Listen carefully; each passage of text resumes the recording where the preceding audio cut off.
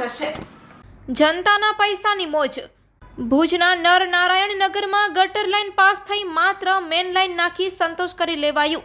Internal લાઇનો ન નખાઈ અને મળતા અધિકારીઓ ખિસ્સાઓ ભરી લીધા અને પ્રજા પરેશાન। હવે આગામી દિવસોમાં વરસાદમાં ગંદકી રોગચાળો ફેલાશે તો જવાબદાર કોણ?